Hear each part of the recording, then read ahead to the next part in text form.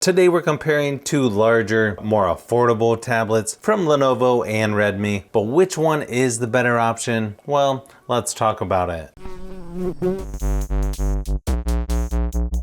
Pricing is pretty affordable for both of these tablets at less than $300 for the Redmi Pad Pro. Keep in mind the IdeaTab Pro is normally just under $400, but it's on sale for $289 as of this video. You have 128 or 256 gigabytes for storage options on both of these, 8 gigabytes of RAM for both as well. I believe there's also a 6 gigabytes of RAM version of the Redmi Pad Pro. You can also add a micro SD card to expand the storage on both tablets. Both of these have an IPS LCD display, which are nice and large, but a little bit bigger for the IdeaTab Pro at 12.7 inches versus 12.1 for the Redmi Pad Pro, up to 120 Hz refresh rate on the Redmi Pad versus 144 Hz on the IdeaTab Pro. The Redmi Pad Pro is brighter at 600 nits versus 400 for Lenovo, but when you put them next to each other, they actually look closer than you would think. I don't really feel like one looks a lot brighter than the other. They both have good contrast and just look really nice when watching YouTube videos, movies, or TV shows. So I don't think you can go wrong with either one when it comes to screen quality.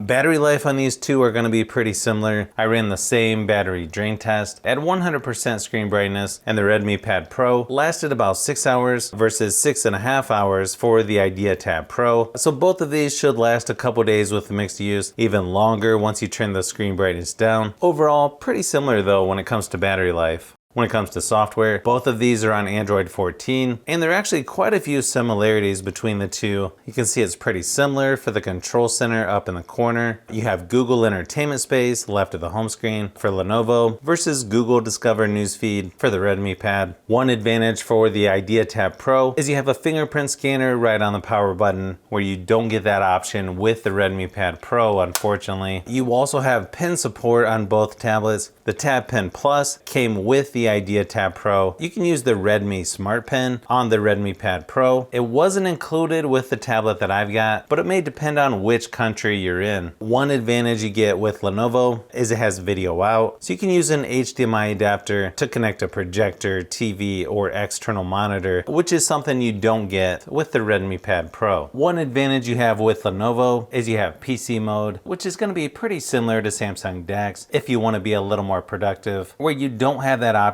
on the Redmi Pad Pro. So definitely a nice extra for Lenovo. You've got 2 years of major software updates for both tablets, 4 years security updates for Lenovo versus 3 years security updates for the Redmi Pad Pro. Performance-wise, the IdeaTab Pro is going to be a little more powerful, as you can see by the Geekbench scores, especially quite a bit more for GPU performance on Lenovo. When playing games like PUBG Mobile and Asphalt Legends Unite, they're both pretty smooth overall. Keep in mind it's not going to be the highest frame rates or best graphics on either of these, but still good enough to do some light gaming. I think you'll have plenty of power to do most basic things that you would need to on either one, but if you want the tablet with better performance, you'll definitely want to go with Lenovo. Nice thing is you've got 2 speakers on each side for both tablets. I think they sound pretty good overall, but the speakers on the IdeaTab Pro seem a little louder, just sound a little bit better in my opinion. One advantage you do get with the Redmi Pad Pro though is it has a headphone jack, but here's a quick sample of each just to see if you can hear a difference. But I've known you too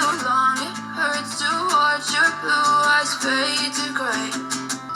But I've known you too long, it hurts to watch your blue eyes fade to gray. As you fade away.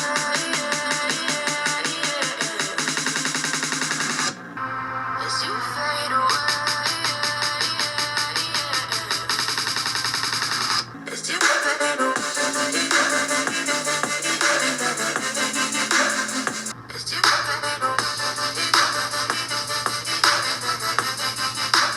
Now when it comes to cameras on tablets, usually they're not that great, especially compared to your cell phone, but I feel like these are decent considering the price. You get a little higher resolution, 13 megapixel on the back of Lenovo versus 8 megapixels on the back of the Redmi Pad Pro. Then you have an 8 megapixel camera on the front of both tablets. One advantage for Lenovo is you can shoot up to 4K resolution for video recording versus 1080p for the Redmi Pad Pro. Here's a few quick samples of each, just to give you an idea of how they compare.